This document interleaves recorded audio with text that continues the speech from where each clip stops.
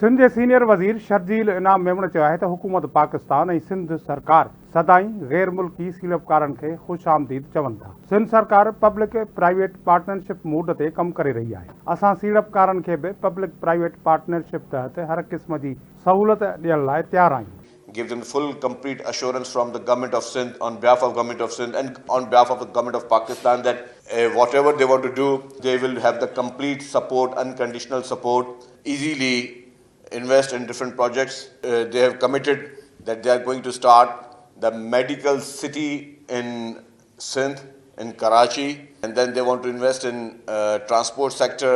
They want to invest in the power sector, they want to invest in the agriculture sector and like livestock sector. So it's a good opportunity that हम अपने किसान को इस तरह के बीज दें कि जिससे वो जो आज वो क्रॉपिंग कर रहे हैं उससे उनकी डबल ट्रिपल उनकी यील्ड बढ़ सके। तो ये सारी चीज़ें, क्योंकि चाइना के पास टेक्नोलॉजी है, हमारे पास मौके मौजूद हैं। हम ये चाहते हैं कि चाइनीज़ टेक्नोलॉजी और पाकिस्तानी सरजमीन में जो हमारे पास मौके हैं उनके साथ मिलकर हम जो है वो बेहतरी की तरफ जा सके। कराची के मकामी होटल में सिंध सीड़पकारी कॉन्फ्रेंस के खिताब कंदे सिंध के सीनियर वज़ीर शर्जील इनाम मेमण चयो त चीनी सीड़पकारनि कराची में मेडिकल सिटी ऐं ट्रांसपोर्ट के शोबे में सीड़पकारी करण चाहिनि था। सदर आसिफ अली ज़रदारी सिंध हुकूमत पारां चीनी सीड़पकारनि खे मदद ॾियण जी आछ कई आहे। सीनियर वज़ीर शर्जील इनाम मेमण चयो त सिंध गैर मुल्की सीड़पकारनि लाइ मौज़ून खितो आहे। असां 200 वरहनि ताईं थर जे कोयले मां बिजली पैदा करे सघूं था। ग्रीन एनर्जी के हवाले से भी हिते तमाम घणियूं कंपनियूं कम करे रहियूं आहिनि।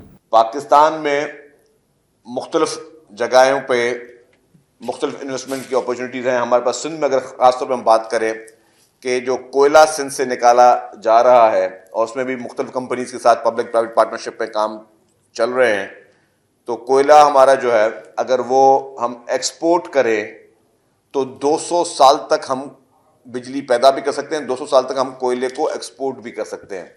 इसी तरीके से एक धाबेजी फ्री जोन जो है वो बनाया गया है, जो भी ये वाहिद फ्री जोन है पाकिस्तान को जिसको सीपेक के साथ वो फ्री जोन काम कर रहा है। और उस फ्री जोन में भी बहुत सारे मुख्तलिफ बिजनेस कम्युनिटी को ये चांसेस हैं कि वो यहाँ पे इस फ्री जोन में अपनी सरमायाकारी करके कारोबार को आगे बढ़ा सकते हैं। सीनियर वज़ीर शर्जील इनाम मेमण चयो त कारपोरेट फार्मिंग सां हारियुनि खे तमाम घणो लाभ हासिल थींदो। हारियुनि खे जदीद टेक्नोलॉजी ज़रिए महदूद पाणीअ सां घणे खां घणी पैदावार हासिल थींदी। The government of Pakistan and government of Sindh always provide opportunities and always give this chance to all over the business community from the different countries of the world that you may come here, you can invest in different sectors. Sindh government is the pioneer of public-private partnership. There are many projects which were started by government of Sindh in public-private partnership and which were endorsed and appreciated by global forums. Pakistan has got the best ranking in public-private partnership because of the Sindh government. Because of the Sindh government, they've initiated these projects. Senior वज़ीर शर्जील इनाम मेमण जो वधीक चवणो त चीनी technology ऐं असांजे मुल्क में मौजूद मौक़ा गॾिजी तरक़ी जा वधीक रस्ता खोलींदा। सिंध सरकार चीनी सीड़पकारनि खे तहफ़ुज़ फराहम कंदी। ऐं चाहियां थो त अहिड़ा मौक़ा मिलंदा रहनि। पाकिस्तान पीपुल्स पार्टी की सिंध हुकूमत बिल्कुल हर मुकम्मल तौर पर ताउन भी देगी। जितने भी बिजनेसमैन ना सिर्फ चाइना से किसी भी मुल्क से आएंगे उनको मुकम्मल तौर का सेंस ऑफ सिक्योरिटी मिलेगा, उनको मुकम्मल तौर पे हर अपॉर्चुनिटी मिलेगी।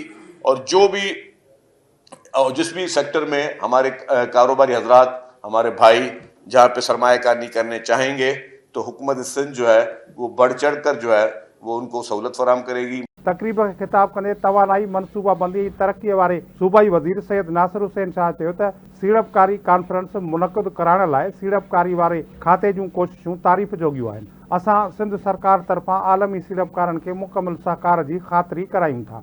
Our full support for here at Government of Sindh, many venues like renewable energy, industry, agriculture, transport, so we all are here to support you. I just come to welcome you and assure our full support to our all business community. Syed Nasir Hussain Shah चयो त सिंध में तवानाई, Sanat, ज़रायत, transport समेत केतिरनि ई शोबनि में सीड़पकारीअ जा मौक़िया मौजूदु आहिनि। सिंध सरकार न रुगो चीन पर पूरी दुनिया मां ईंदड़ सीड़पकारनि जी आजा करे थी ऐं समूरनि सीड़पकारनि खे मुकमिल सहकार ऐं सहूलतुनि जी फराहमीअ जी ख़ातिरी कराए थी। Not even from the China, but also I see here many different our dignitaries from Pakistani business community. So we are with you and we give you full support. Conference जे शुरू में वॾे वज़ीर जे सीड़पकारी ऐं पब्लिक प्राइवेट पार्टनरशिप बाबति ख़ासि मददगार सैयद कासिम नवीद कमर सीड़पकारी कॉन्फ्रेंस में शरीक सीड़पकारनि ऐं ॿियनि मोज़ज़ महिमाननि जी आजा कई ऐं कॉन्फ्रेंस जा मूल मता बयानु कया।